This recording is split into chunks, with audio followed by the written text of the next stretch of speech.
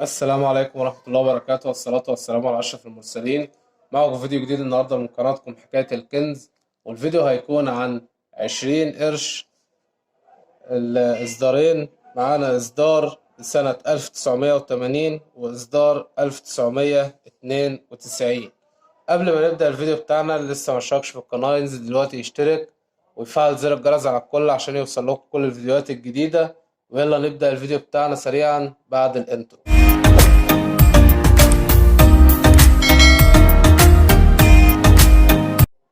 ورجعنا لكم تاني. معانا 20 قرش صقر قريش لسنة 1980، ونعرف ايه اللي مطلوب ان شاء الله والاسعار كام. معانا 20 قرش للإصدار التاني اهو، ديت لسنة 1992.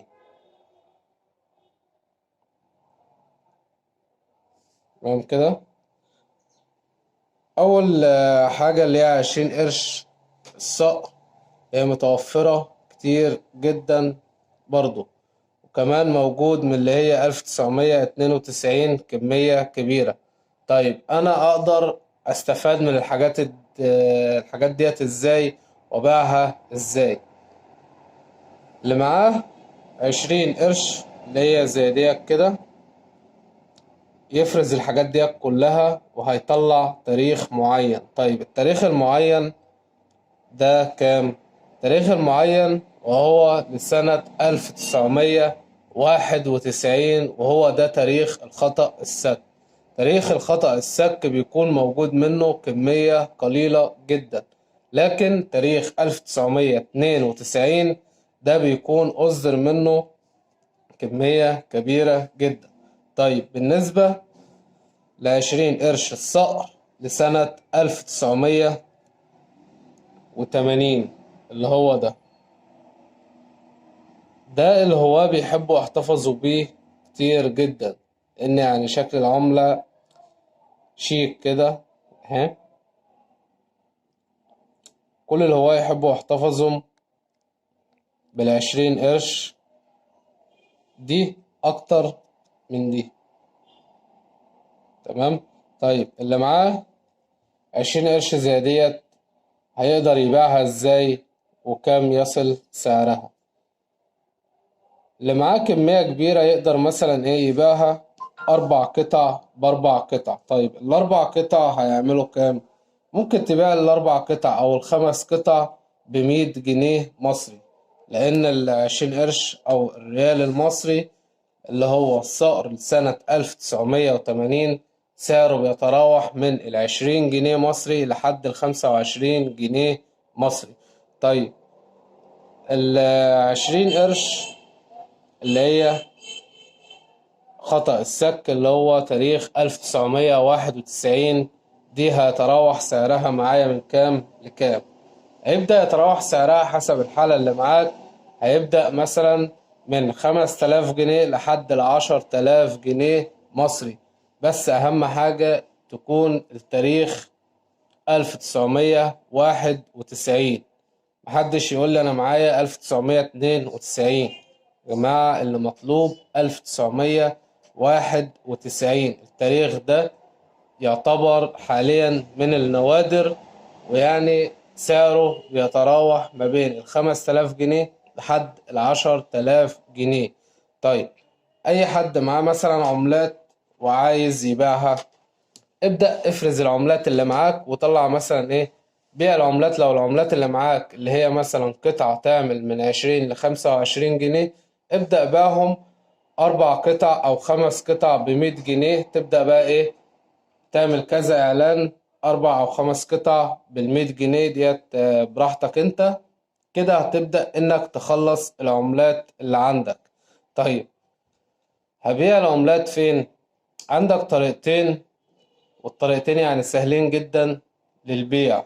طيب في الطريقة الأولانية اللي هي تطبيق أوليكس. تطبيق أوليكس هيكون مش متوفر في بلاد أخرى. طيب اللي ما عندوش تطبيق أوليكس، اللي ما عندوش تطبيق أوليكس ومش متوفر عنده، هيستنى الطريقة التانية. طيب خلينا الأول نقول على الطريقة بتاعة تطبيق أوليكس. هتصور العملات اللي معاك وش وظهر وصور واضحة، وتكتب بياناتها بالظبط، وتعمل إعلان على أوليكس وتحط السعر.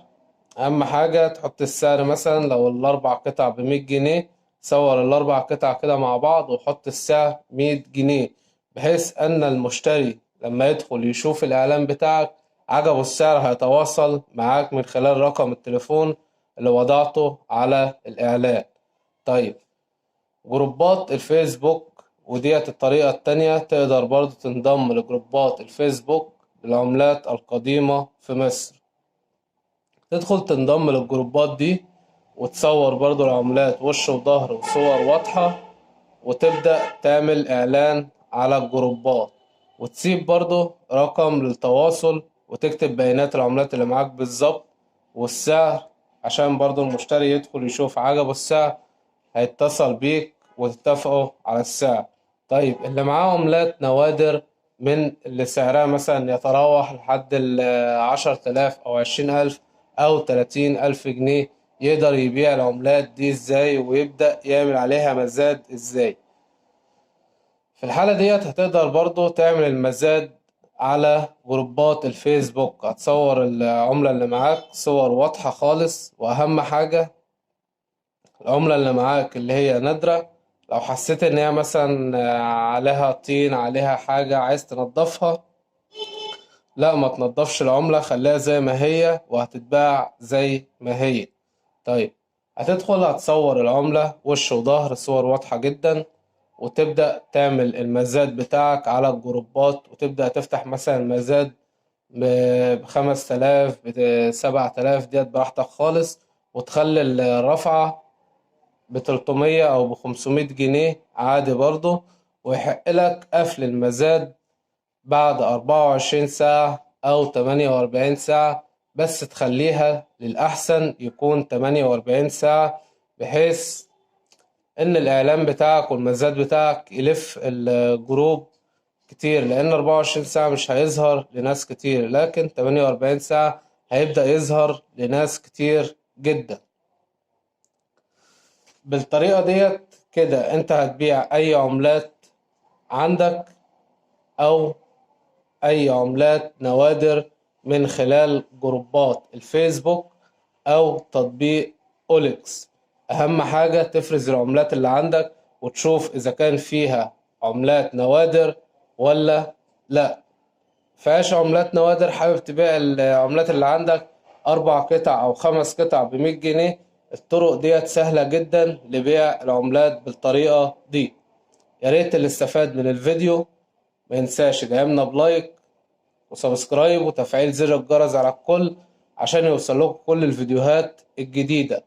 وزي ما قلنا 20 قرش اللي هي الصقر سعرها من 20 جنيه لحد 25 جنيه مصري. والسلام عليكم ورحمة الله وبركاته.